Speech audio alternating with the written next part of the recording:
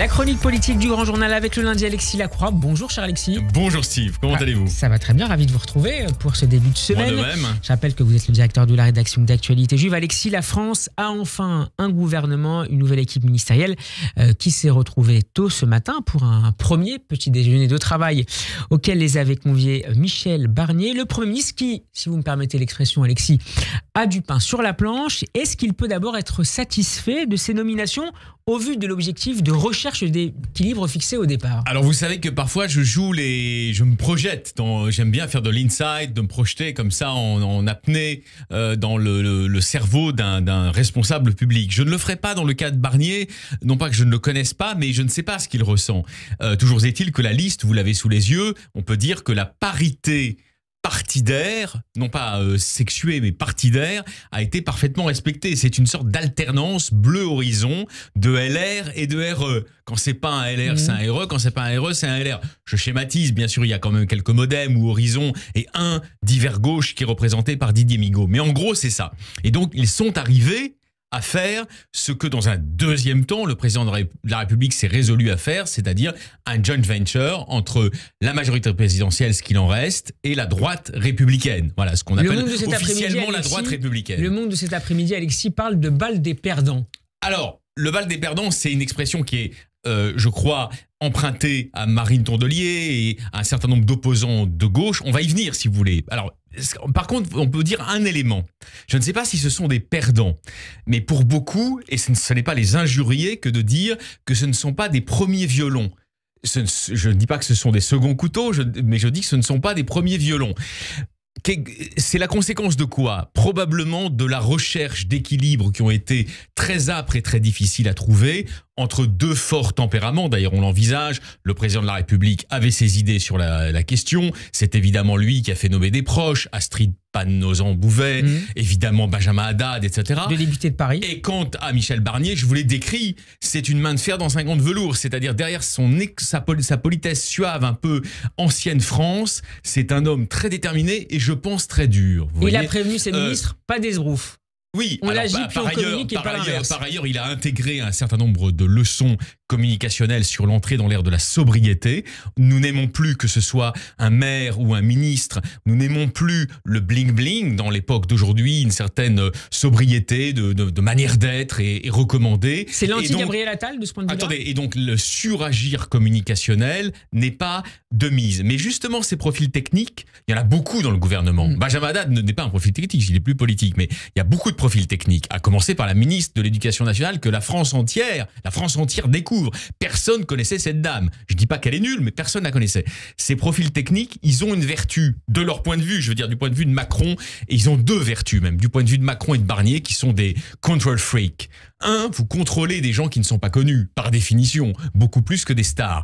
Donc beaucoup plus qu'un Jean-François Copé ou un Xavier Bertrand ou un Laurent Wauquiez. Donc pas de contre-pouvoir ? Qui ont une épaisseur politique indépendante de leur inscription dans un gouvernement. Si vous les mettez dans un gouvernement, il faut compter avec leurs paroles et vous allez pas leur dire « Ah non, ce soir tu vas pas à BFM TV », c'est tellement évident. Vous voyez. Bon, première chose.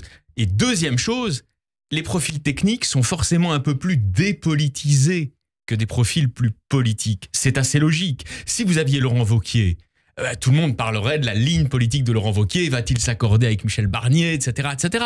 Vous voyez. Est-ce que c'est pas ce qu'on avait reproché au premier gouvernement Macron dès 2017, ces profils techniques en abondance? C'est la tendance d'Emmanuel Macron. D'ailleurs, un de ses amis, Brice Couturier, le disait dès le début, il y a déjà 2 mois avant l'été. Journaliste. Voilà, il disait, vous allez voir, Emmanuel, il va nous sortir un gouvernement plutôt technique.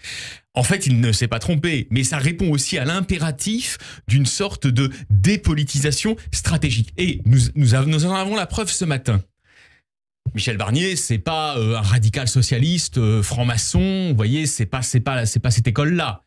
Il se réclame de la fraternité. Il dit « Notre projet doit être républicain, progressiste et européen ». Les mots mêmes qu'aurait pu prononcer un Bernard Cazeneuve, voire un François Hollande. Voyez. Donc, on est dans une tentative d'amodier en apparence la ligne de ce gouvernement qui sera quand même de droite. Voyez. Donc, effectivement, ceci dit, Alexis, ce qu'on a entendu tout à l'heure de la bouche du nouveau ministre de l'Intérieur, Bruno Retailleau, on peut douter qu'un ministre socialiste ou François Hollande, puisque vous le citez, aurait pu prononcer les mêmes mots. Bruno Retailleau a sa singularité, j'allais dire, Alors lui, c'est un homme de droite qui ne se cache pas derrière son petit doigt, c'est le cas de le dire. Vous voyez, il contentera d'ailleurs en partie, j'imagine, un certain nombre d'électeurs ou de sympathisants du Rassemblement national.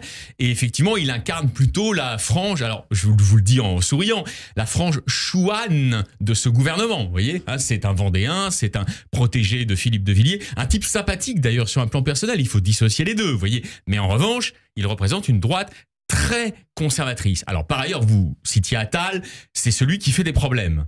Et donc il y a vraisemblablement deux dimensions, si vous voulez, dans le positionnement de Gabriel Attal. D'abord, il y a la colère. Benjamin Haddad nous l'avait rappelé quand il était venu. Beaucoup de parlementaires, mais aussi autour de Gabriel Attal, ont été furieux du geste du président de la République qui choisit, alors que rien ne l'exigeait, de dissoudre. Sans le consulter. Sans le consulter, voilà. Bon, en tout cas, contre son avis manifestement exprimé. Donc déjà, à la base, si vous voulez, il y a de la part de l'ancien Premier ministre un grief important à l'endroit de celui qui fut longtemps son protecteur politique, à savoir Emmanuel Macron. Mais par ailleurs, vous avez regardé, comme beaucoup de Français, la scène de passation de pouvoir sur le perron de l'Élysée. Le moins qu'on puisse dire, c'est que c'était pas, comment vous dire, un long fleuve tranquille. Ça n'était pas protocolaire et sympathique comme ça l'est d'habitude entre des gens qui n'ont pas forcément les mêmes sensibilités sur toutes les questions. Attal a joué un peu le cacou communicationnel et il s'est fait rabrouer et infantiliser avec beaucoup d'humour froid, de sprezzatura, oui c'est ça, de désinvolture froide par Michel Barnier, et je pense qu'il en a conçu beaucoup de colère. Et donc aujourd'hui, pour exister dans le champ politique et notamment à l'Assemblée, il joue les questions dites sociétales. Et évidemment, il vient de s'en prendre une deuxième, j'allais dire, dans la figure, puisque Michel Barnier a rappelé, avec cette espèce de placidité plus méchante qu'on ne pourrait le croire, qu'il n'y avait pas de sujet, qu'il n'y avait pas de problème, qu'il n'y aurait pas de remise en cause, et que c'est pas parce qu'il est de droite qu'il allait mener une politique familialement rétrograde. Voilà. Merci. Donc vous voyez, là on a déjà les prodromes de ce que l'on peut analyser, on regardera Édouard Philippe, mais de ce que l'on peut analyser comme une autonomisation de certains ténors de la Macronie qui ne vont cesser, dans les mois qui viennent, d'essayer d'exister en tirant à boulet rouge contre Matignon et sa ligne politique. Le nouvel échiquier politique est en place. Merci Alexis d'avoir été avec nous. On peut vous réécouter notamment sur radioj.fr. À demain, bon après-midi. Merci à vous.